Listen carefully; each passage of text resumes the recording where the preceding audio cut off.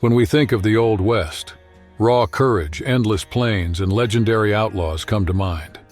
But behind the saloon music and high noon duels, uncomfortable secrets survive that challenge generations.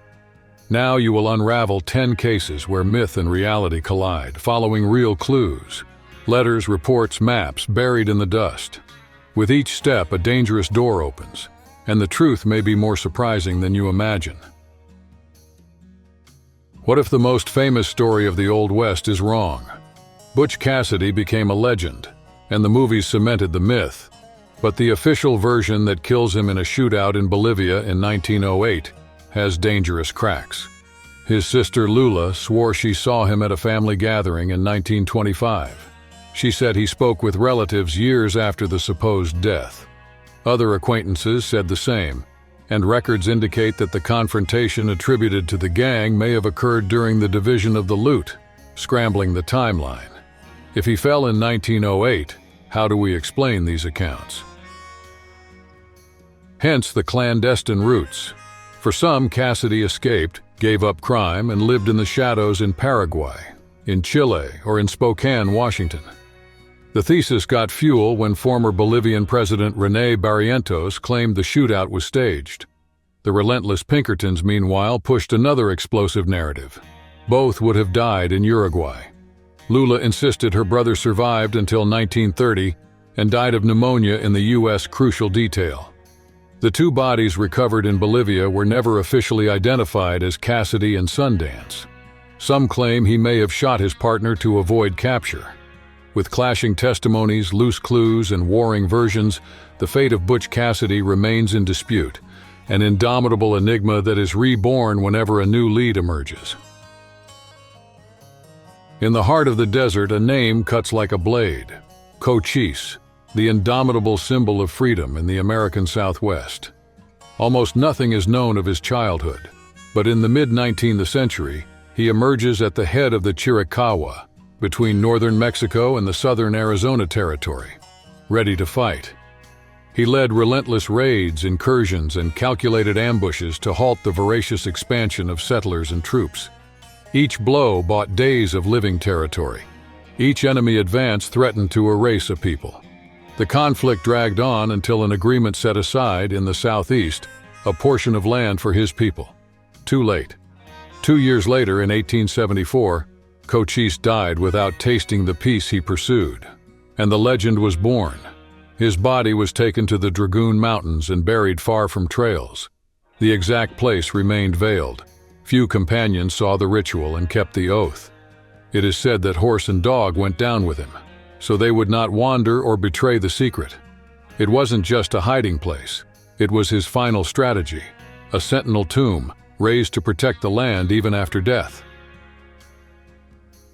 They say a forbidden fortune sleeps beneath the Sierra Nevada, locked behind an unlikely name, the cement mine.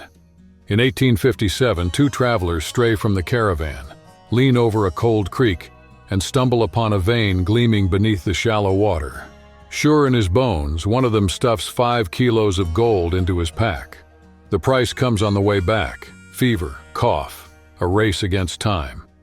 Once in California, he hurriedly sells the metal and a hand-sketched map, the only clue to the place, to try to buy his own cure. The story spreads like fire in dry grass. Even Mark Twain repeats it. 3 German brothers, gunfire in the dust, a flight to the mountains, and glittering deposits on the slopes. Each version feeds the same promise: somewhere in the Sierra, a hidden lode capable of changing destinies. Hot clues emerge. Dr. Randall swears he saw a red rock speckled with gold. Between 1869 and 1877, 2 men show up every year in Stockton, pockets heavy with nuggets. On his deathbed, one confesses in the confessional, they extracted the metal near Mammoth Peak, then called Pumice Mountain, adding up to something like $400,000. The exact spot? A sworn secret, recorded only in the memory of those who profited. If it exists, the mind stubbornly refuses to yield to coordinates. Even so, its legend turbocharged gold fever and drew crowds to Bodie, from which more than 28,000 kilos came out. Since then, the trail remains open, a path of whispers, promises, and lost maps. and from time to time someone sets out on it again, heart racing, certain that just beyond the next bend might be the treasure, or at the very least, the story that gives meaning to the search. In 1862, the whisper became an alarm in Salt Lake City. The gravedigger Jean-Baptiste did not honor the dead, he plundered them. When authorities and neighbors broke down his door, the shock, towers of clothing, seams ripped out, buttons snapping like bones. Faith trembled. To contain the panic, Brigham Young raised his voice. On the day of resurrection, nothing would be lacking to the faithful, not even to those despoiled by him. The verdict came fast, cold. Exile on a little island in the Great Salt Lake. Few provisions, no boat. They said he didn't even know how to swim. It seemed a one-way sentence sealed by the salty wind. Weeks later, however, the herders sent to check on things brought the blow that turned the city upside down. The island was empty. From there, fear fed on the mystery. Did he try the lake and sink in the bitter water? A skull near the mouth of the Jordan rekindled suspicion. Years later, a skeleton with chains set the rumor ablaze. But the key that would lock the case was missing. No one proved that Baptiste was still chained when they left him there. Fatal plunge or perfect staging? Another version whispers escape and cunning. Boards torn from the shack, calf hides hastily stitched together, a stubborn raft cutting through the salty surf. Solid ground, rails, a night train bound for California, or a comfortable vanishing into the mining camps. A territory of false names, short questions, and long silences. The legend grew like a weed in a cemetery. Some swear they've seen him, branded as a desecrator, dragging invisible chains. Truth? Hoax? Salt Lake City never closed that coffin. The name Jean-Baptiste keeps beating like a heart under the earth, a restless echo that summons fear, anger, and curiosity every time a footstep echoes among the headstones. And you? Would you believe in the drowning or the escape? In 1980, Steve McQueen brought to the screen the figure of Tom Horn, a man who sometimes protected the law and sometimes bent it when it suited him. Let's go back to the 1890s. The frontier was tightening. Ranching, once synonymous with fortune, staggered under bad prices and losses. Even bogged down, many ranchers kept buying cattle and debt. Instead of facing hard choices, they pointed to a scapegoat: cattle rustlers. The narrative was simple, it sold relief, and it covered up the math of the ledgers. To staunch the bleeding, hires like Horn appeared. He arrived, did the job, and left, leaving silence and fear. The reputation, swift and deadly, ran ahead. Dissenters swallowed their opinions. The cost in lives was in plain sight, but almost no one wanted to see it. That history crossed paths with Willie Nickel, 14, shot dead near the family ranch. The shock became a warning. If a boy could fall, what guarantee was left? Deputy Joe LaForce came to treat Horn as the natural target. In interrogation, he supposedly, according to witnesses, murmured muddled phrases after drinking. It was enough for many to hear a confession in it. In court, the defense insisted. Everything rested on circumstances, nothing solid. The press fed the thirst for an answer. Even so, the jury closed ranks and pushed Horn to the gallows on November 20th, 1903. Decades later, a mock jury revisited the case, ran up against gaps, and suggested alternative paths. The shot that killed Willie remains without an official author. Between myth, fear, and uncertainty, the name of Tom Horn remains unresolved, awaiting the next chapter. Albert Fountain turned public life into a trial by fire and paid the price. A Union veteran, Columbia-educated, he treated service to the country as an oath. He was a senator in Texas, lieutenant governor, judge, lawman, columnist. Each signature hit heavy pockets and inflamed egos. Bridges went up, so did fences. Allies came, enemies piled up. February of 1896 turned the key. Fountain left Lincoln for Mesilla, New Mexico Territory, taking his 8-year-old son, Henry.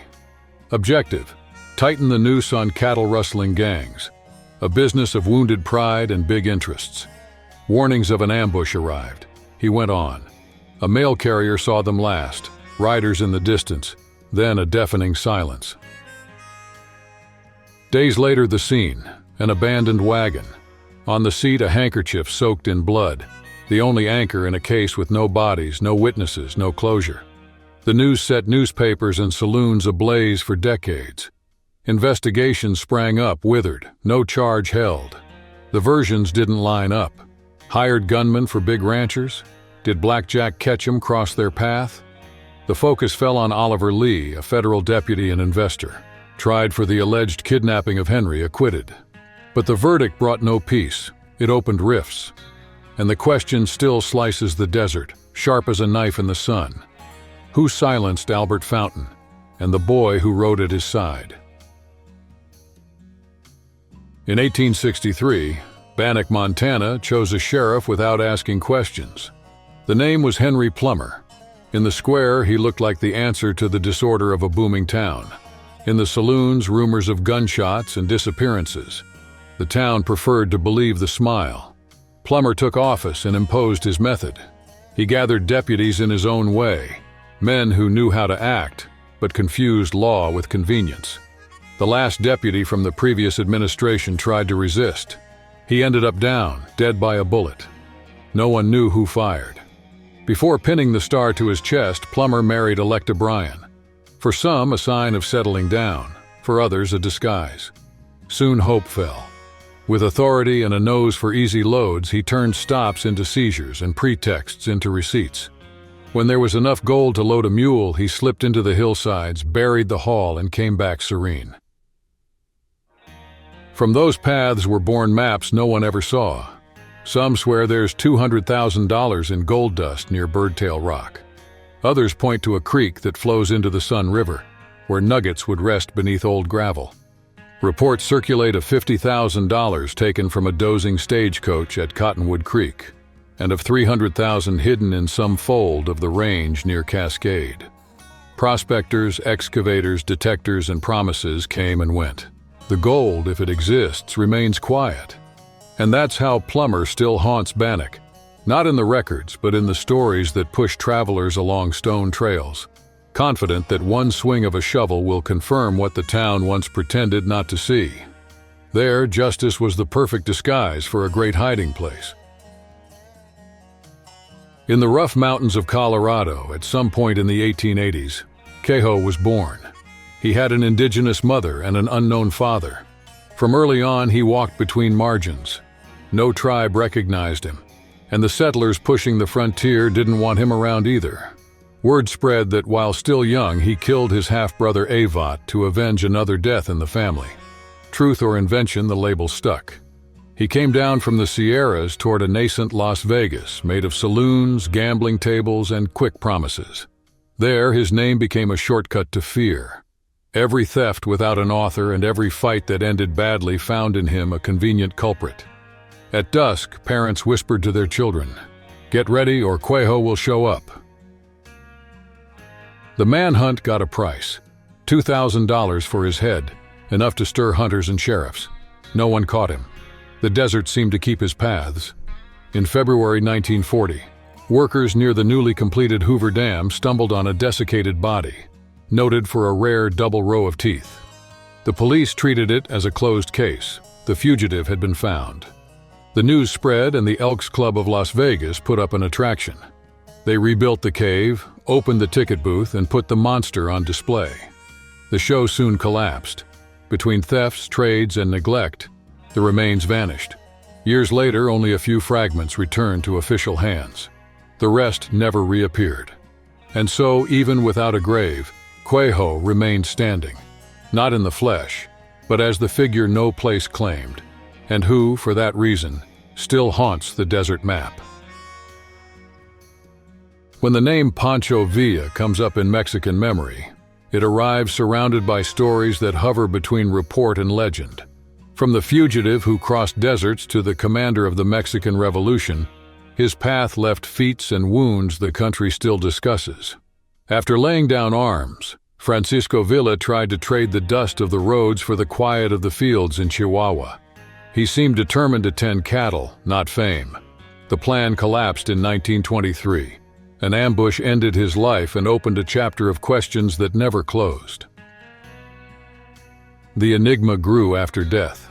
Buried in Hidalgo del Parral, his grave was violated 3 years later.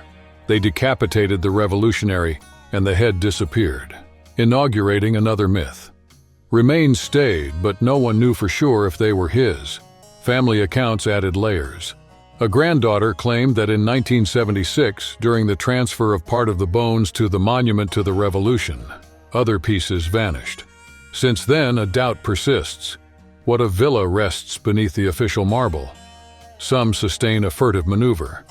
Fearing new profanations, the widow would have removed what remained and replaced the bones with the remains of an unidentified woman. If there's truth in that, the secret only changed address, perhaps kept in private vaults. Unlikely clues surface. In El Paso, a pawn shop advertised for sale. For $9,500, the supposed trigger finger of the caudillo. And there are those who point to Skull and Bones, the Yale Society, as the buyer of the head, a trophy and a club of symbols. Between versions and silences, Villa keeps marching, guided by absences. A ship in the desert sounds like delirium, but it's the story that crosses the Colorado desert like wind between dunes. It is said that at the end of the 19th century, a Spanish galleon appeared among dry beds and salt. In November 1870, a treasure hunter brought to the Los Angeles Star the account of his discovery. Weeks later, Charlie Klusker said he had seen the same vessel, astonishingly intact, mast raised, as if awaiting an impossible tide. Evidence did not come. In their place, a plot grew even more attractive. Perhaps it was a pirate ship stuffed with booty. But how did it get so far from the coast? The clue may lie in the terrain. Nearby lies the Salton Sink, a depression that at certain times became a broad lake. As the climate shifted, it filled and drained, leaving new beaches and trails of salt. On the San Felipe slopes, layers of oysters betray the ancient presence of water. Some historians suggest that a ship sailed up the Gulf of California, entered the newly formed lake, ran aground, and with the retreat of the waters was covered by sand. If so, the crew may not have survived the heat, and the hull became a mute reminder. The absence of finds only increases the fascination. Seekers comb the ground for coins and chests. Each expedition adds a detail and pushes the myth forward. Even so, no shovel has brought wood to light. Perhaps that's the hook. As long as the sand hides what happened, the question remains open. What other relics lie beneath that ground that was once sea, waiting for the right gaze?